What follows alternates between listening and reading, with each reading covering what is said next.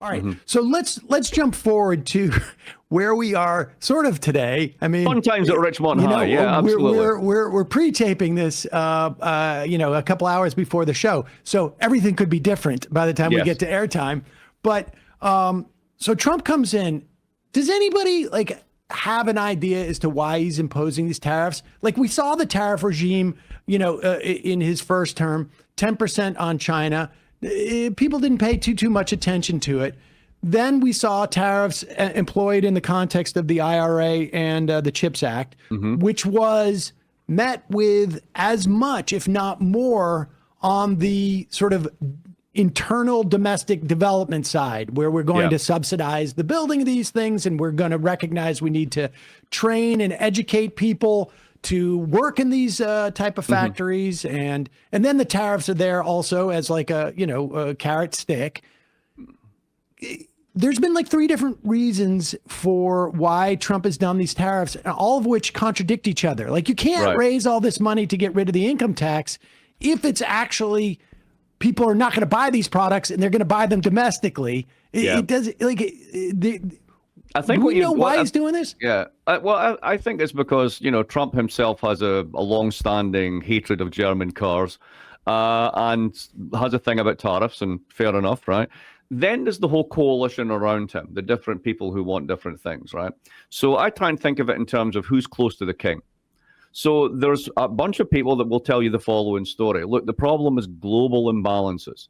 At the end of the day, we've been getting for the past 30 years endless stuff from all these exporters.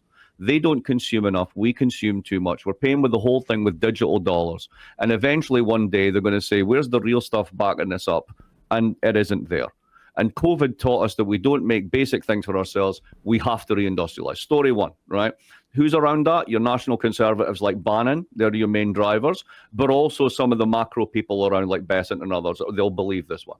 Then there's the other ones, which are the hardcore tariffs for the sake of it, right? So the Navarros, etc. Maybe you get reindustrialization or not, but ultimately what this is about is beating down China, because China is the bad thing. So who's around that? That's your Rubio Republicans that have done a deal, right? And then also your Navarroites. Now you've got another set. You got your tech lords, and you got your tech lords. Where do they sit in this one? They want 2 things. They want the university's research budgets because they're all massively over-indexed on AI. But what do they also want? They want us not to be bad to China because their supply chains depend on it. And they would like some tax cuts. So then they ally with the Rubio Republicans, but not on the China stuff. And it's just like spin the wheel of fortune as to what you get each week. So the rationales are going to change according to which agenda is emergent within the White House that week. Whenever you hear about it's really about the income tax, that's because the tax cut guys have got his ear this week. Right. And I think that's the only way that I can make sense of this, because the reindustrialization story makes sense. Right. Think about it this way. If you go to... We had car prices go through the roof because we didn't have, the technology that we needed for, the computers in the cars. Yeah, just the chips. Right, exactly right. So, are you ever going to get to like complete autarky, even in an economy the size of the United States? No, meaning you'd make your own Ford F-150s that cost $250,000 and the rest of the world's driving electric. You don't want to go there. But if you think about the comparison with the IRA, this was an attempt to build new green sectors behind protected tariffs. What we've got with Trump is, if you think about the business model of most Republican states, they're all carbon-based. Fuels, farms, fertilizer, food, feedstock, plastics, petrochemicals. That's what they do for a living. So the green stuff has to go because that's a mortal threat to their assets. So imagine this is doubling down on a kind of reindustrialization strategy based on carbon assets, based upon a kind of imaginary of a 1950s, 1960s economy of male breadwinners, the social politics of the 1940s, and the foreign policy of regional blocs, which goes back to the 19th century. Now, can you actually execute all this? Probably not. But I think that's what's in the imaginary of all this stuff. It's almost like a big pork bill, as it were, for an intellectual his pork constituent. Bill. Yeah. And that makes sense. And then the resent towards a Green New Deal is a function. You're protecting your assets. I mean, if the Green New Deal works, right, you don't need carbon assets anymore. They go to zero. And the prospect of us making gas vehicles 25 years from now, when the rest of the world is EV, is going to make it increasingly difficult for us and also vulnerable, it seems. Exactly. Like all of a sudden we're out on a limb. But that's why you have 100% tax on EVs from China, even if we've now dropped the tax on everything else, or the tariff on everything else to 30%, because you're protecting that business model. And we know from history, when you protect business models like this, they just get shittier over time. We're protecting the wrong business model, too. I mean, we could let in, it's one thing to say we're not going to let Chinese EVs in here because we need to build our own EVs. Right, but not to have any.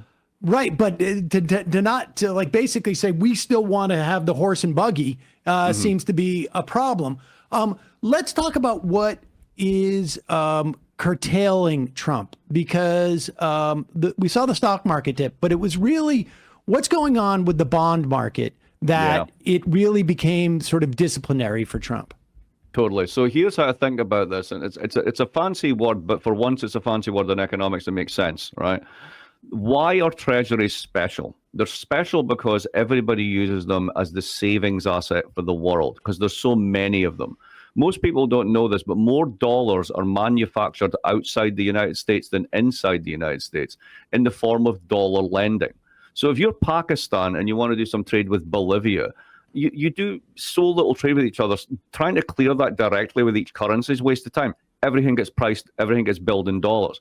So there's a huge surplus of dollars. Cash dollars don't do you any good. They're a liability.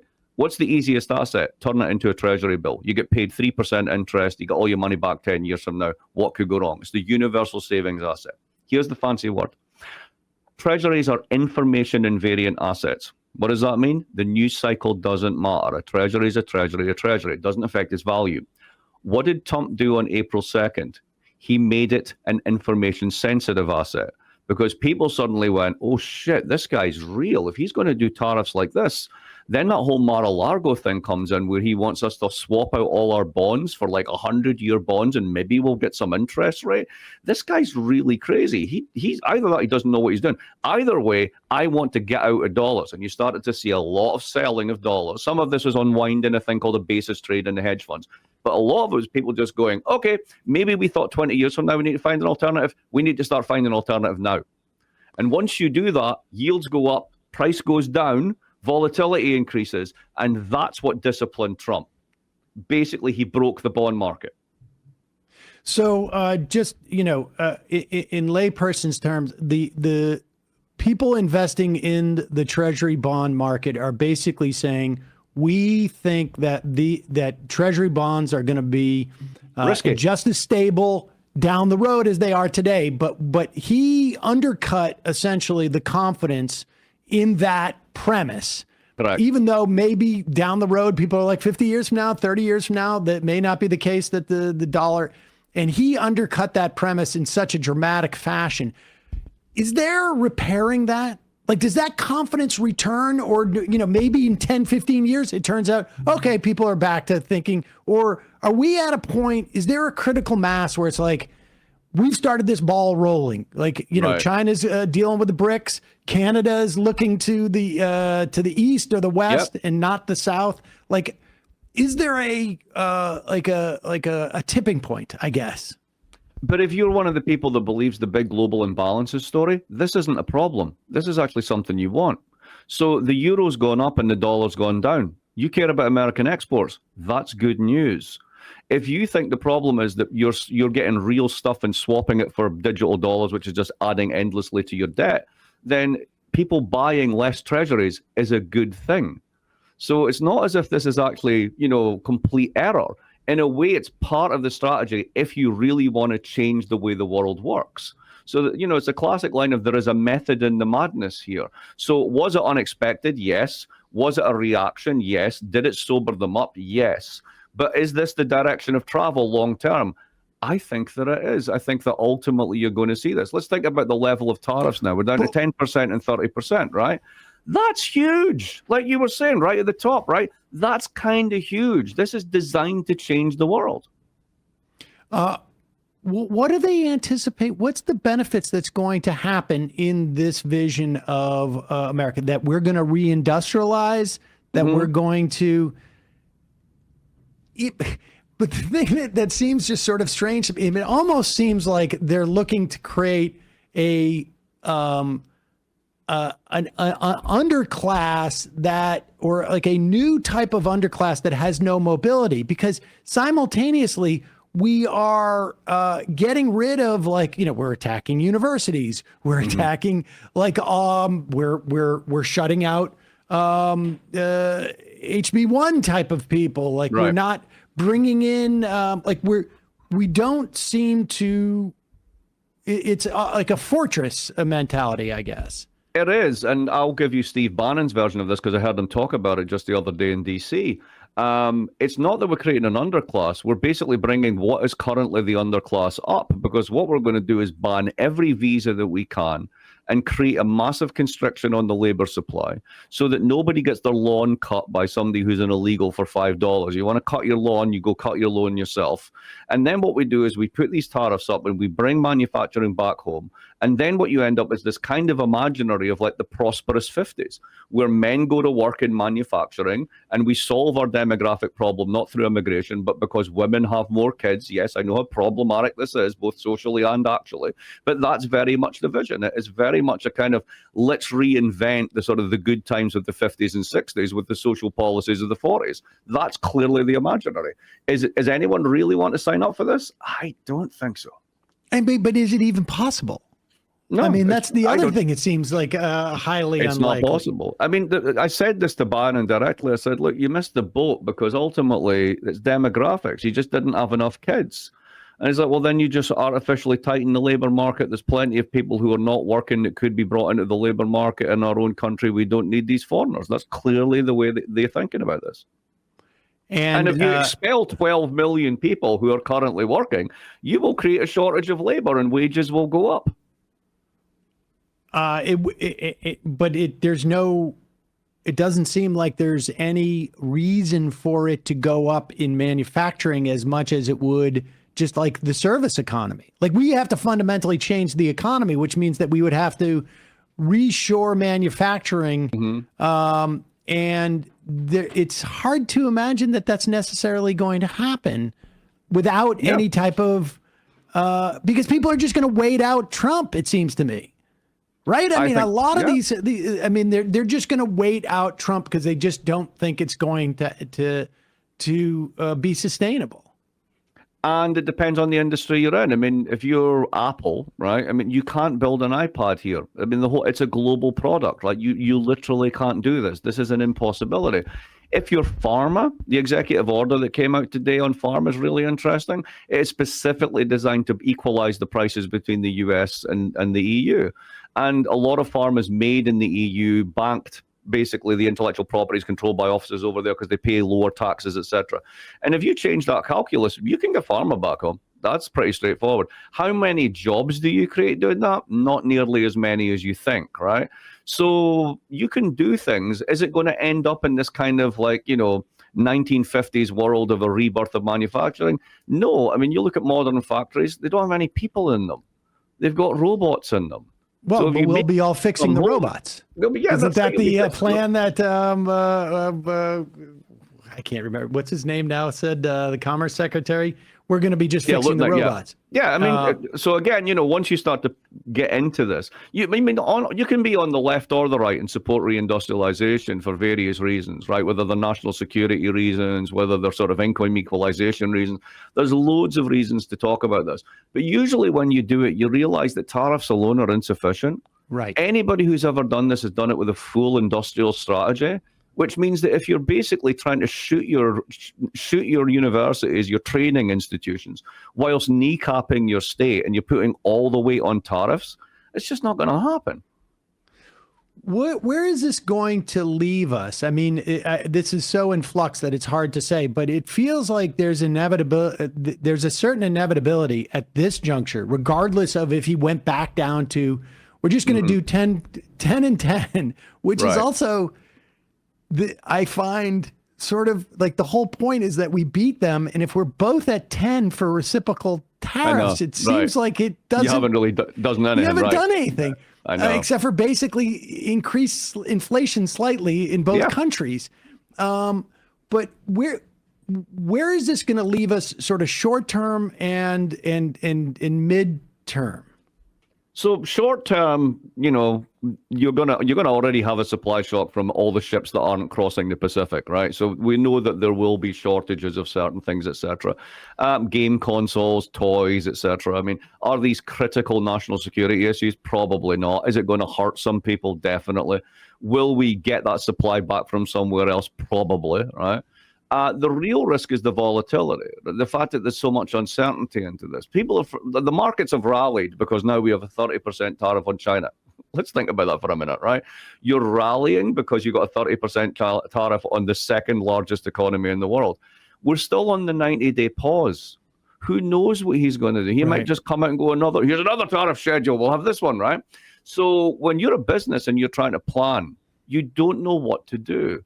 And the way that you destroy economic growth is you generate huge amounts of uncertainty.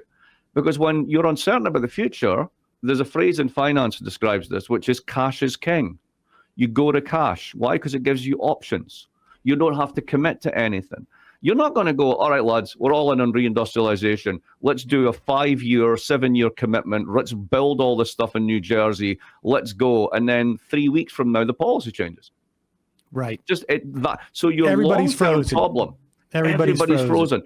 And the definition of a recession is basically everybody's frozen. Nobody invests. So you're kind of baking it into the cake in the longer term simply because of the uncertainty associated with the environment.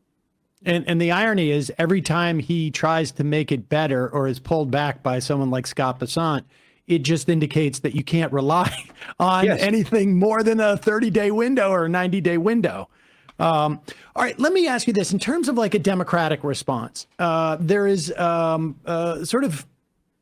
we have this antitrust movement that in many ways and pro-labor that in many ways define the Biden administration, at least relative to past Democratic administrations. There is a burgeoning deregulation movement within the Democratic Party right now. Give me your sense of that, the abundance thing and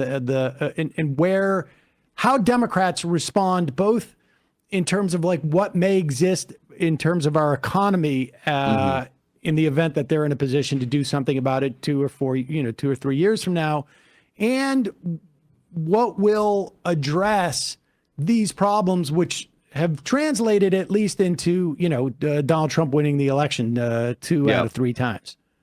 Well, let's remember that, although Lina Khan was very good in pushing things forward, it's actually this administration that's got Microsoft and Google in the dock. Yep. Right. So there's a continuation there. So you can't go back to that as you're safe. Look at us. We'll do this because they're already on this one. Right. In terms of labor, you've essentially lost the working class vote completely to the Republican Party. So you need to do something really drastic. And in a sense, what that is, and again, this comes from a conversation with Bannon over the weekend, I think I was in D.C., is the Democrats have to discover their left populism on economics. Because if you don't, you've got nothing. Because at the end of the day, and this is a line from a guy called Henry Farrell, the Democrats have become inadvertently the party of the status quo. Everything's fine for the top 20%, right? What was it that Kamala actually wanted to change? What exactly were the suite of policies that were going to be transformative in American life for loads of people who feel that the current system isn't working for them? There was nothing there. It was literally a campaign based around, oh, look, I got another celebrity endorsement. So you have a bunch of people who are sort of the old guard of the party who still feel this way. Don't touch my 529 college savings plan. It's very much for the top 20%, the Whole Foods crowd, if you want to put it that way. And they've got nothing to offer dollar shoppers.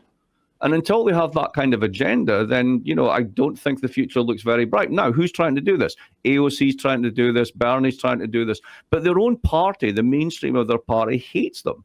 So there's this kind of horrible, it's like the worst type of passive-aggressive couple getting divorced, where they won't talk about it in public, but everyone knows that they're feuding in private. Right. And that seems to me to be the current state of the Democratic Party. Well, what do you think about this? I mean, there is this big debate about this abundance agenda, which is it's sort of hard to pin down, it seems to me, a little bit. Maybe there's specific local things, but as a broad movement, it's a little bit hard to pin down. But how much of what we are dealing with from an economic standpoint has to do specifically with inequality? I mean, that question gets, or that phenomena can be addressed as like, we have a problem with the oligarchy, or we have a problem with billionaires, we have a problem with millionaires. The idea being that we have such an unequal distribution of money that we have a commensurate unequal distribution of political power. And this is both, maintaining the status quo and inhibiting our ability to provide for more people. I wouldn't differ from that at all. I think that's entirely correct. I mean, the big problem with it macroeconomically is when you've got so much wealth and income skewed to the very top, your economy is driven essentially by rich consumers, which means that the people at the bottom, who are the vast majority of people, are living on very expensive credit. And that's not a sustainable model over the long run, because ultimately they have to have real wage growth, but that would be negative against the gains of the top 20%. And they're the people that fund campaigns, politics, the whole lot. Again, if you think about the Democratic Party versus the Republican Party, I remember I went on Chris Lydon's show, and Chris is talking about, look at the cabinet. It's a cabinet of billionaires. And I was like, who do you think funds the Democrats? Right. It's just a different. Our billionaires are nicer than your billionaires. That basically seems to be the argument at this point. And nobody really wants to do anything serious about wealth inequality, which is why I think it's fascinating when you get sort of these random tweets from Trump about, I think we should actually raise taxes, but then they tell me I'll lose the election if we do it. We should be able to do this. The weirdest thing about this moment is the possibility space for what you can actually think out loud in the Republican Party is actually wider than in the Democratic Party. I think that is so, when you've got to that moment in history where like they'll actually talk about this stuff openly, and the old guard, your Rubios, your traditional Republicans are like, just no, tax cuts for me. But the Bannon wing is entirely about like everybody earning over $1 million should pay 40% tax. Like nobody in the Democratic Party is saying that, apart from AOC and apart from Bernie. Yeah, and it. How much of that wealth inequality do you think is driving like the inflationary pressures and things like housing and whatnot? I mean, how much of our housing shortage is a function? You say we're not building houses like we did in the 80s. We're building it so that it's an asset and they're out of reach. Any development that's going on. You ever seen a condo go up that isn't called a luxury condo? Right. There you go. Right. So, yes, the assets and incomes of the top 20%, top 10% are basically geared towards acquisition of a series of assets that are in short supply, which drives up the price. If you want to do something about inequality, and, I've said this to people in the Labour Party in Britain and Democrats and anyone who will listen, just build houses. It's amazing what would happen if you'd build houses, because to build houses, you need to revamp all your training. And housing these days is very different from housing back then. You're talking about different materials, different needs. You need HVAC people, you need plumbers, you need sparkies, electricians, you need to generate all these skills. Once you do that, you create not just new skills that are transferable into green sectors and all this sort of stuff, right? You're upskilling the whole of the working class and you're giving them places to live, which means you create labor mobility. There's so much you could do for inequality just by going through that channel. But if you do that, guess what? Your luxury and condo in Boston can't cost $1.5 million anymore. And that's the people who vote for the Democrats. Well, that is always the dilemma, right? Like the incumbent wants to maintain housing prices and the challenger wants to lower housing prices. And so would you start in that, as you're talking about that sort of like a chain of events in terms of like dealing with housing, just simply say, we're going to expand vocational training. We're going to put more resources into it. We're going to have an accelerated training program so you don't have to be an apprentice as an electrician for like 4 or 5 years. Yep. You can get out there quicker and start to make some money, but that means that we're going to put more money into training. Yeah, and also this is where the deregulation on the left thing comes in as well. I mean, the abundance book got a lot of attention, but it's a really good one by a guy called Mark Dunkelman called Why Nothing Works. And it really goes into this in detail. I mean, there's a whole bunch of things as to why we can't build houses. Have you ever heard of conservation easements? This is one of the best scams in the tax book, right? So basically, you get a 40% tax write-off if you buy a big piece of land and say it's for conservation.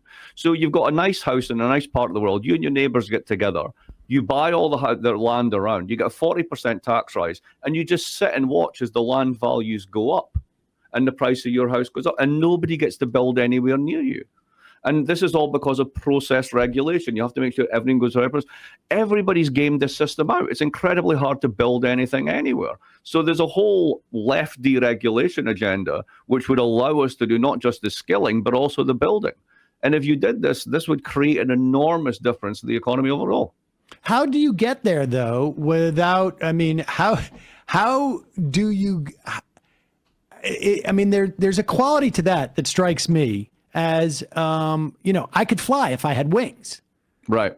I mean, well, you're still constrained by the money that is taking advantage of the moneyed interests that are taking advantage of these regulatory, sort of like not loopholes, but just sort of like, niches. They're also going to. You got to fight multiple battles. You got to close the loopholes. You got to simplify the regulations. You got to give the right incentives. I mean, nobody says this is easy. This is a problem that's built up over 30 or 40 years. But it's a crisis point. I mean, you can't spend in sort of a non-hub coastal city. Like, think somewhere like, what's a good example of this? Like Austin, Texas. Like, you spend 50% of your income on rent. It's an utter madness. Like, it can't continue.